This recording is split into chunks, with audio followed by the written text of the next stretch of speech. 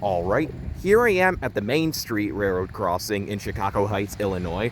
Now, this crossing right here is another rather neat crossing owned by the Union Pacific Villa Grove subdivision. And this is actually a main line that kind of runs through here. And I decided to check out and rail fan this area while I'm here with the boys while we're around, this part of the USA. So I figured why not tour a few crossings as well.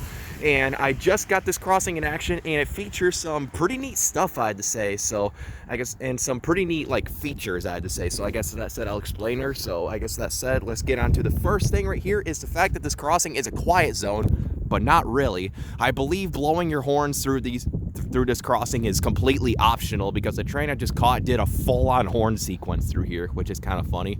So this is a no horn zone, but it's only optional, so not really. But yeah, I guess all that said, let's go ahead and take a look at the equipment here. So for the first signal, this has a Satran base, and the emergency information is right here up on the side. And here's the emergency information. The DOT number is 167490H. Yep.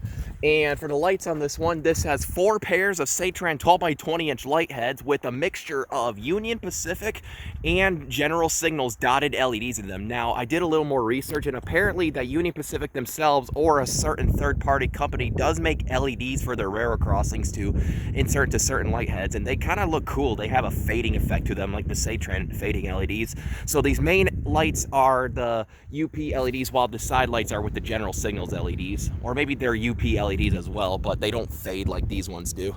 But yeah, and these are all sitting on Satran light brackets, and you can see the light extender arm pointing towards that little building over there. For neat stuff. And for the gate mechanism, this has a Satran gate mechanism, 1980s generation, and this features some Ricoh LED gate lights, no wind guard. This is a pretty tall mast, as you can see. And for a bell on this one, this has a General Signals Type 2 electronic bell set on low volume. So yeah, that was the first signal. Pretty cool stuff, like the stack of lights. That's what I like about that one. But yeah, I guess that said, let's go ahead and move on and cross the street to tour the second signal. So yeah, here is the second signal, which is not similar to the first. So this one has a Western Cullen Hayes base with the back clamp.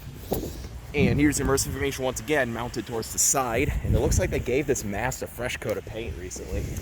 And for the gate mechanism, this has a Western Cullen Hayes gate mechanism, newer generation.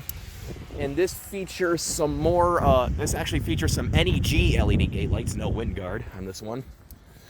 And for the lights, this has 2 pairs of Western Cullen Hayes 12 by 24 inch first generation LEDs. I believe these are the first gen because they're not really the circle shaped ones. Yep. Pretty cool stuff, 12 by 24 inch first gen. And these are all sitting on a WRS light bracket. And for a bell, this has a Western Cullen Hayes Type 1.5 electronic bell. One of the higher pitched ones. Pretty neat stuff to see here, I have to say. So yeah, this was the Main Street crossing owned by the Union Pacific Villa Grove sub. Here's the relay case sitting at milepost 26.91. And I guess with all that said, let's go ahead and take a look at the track view.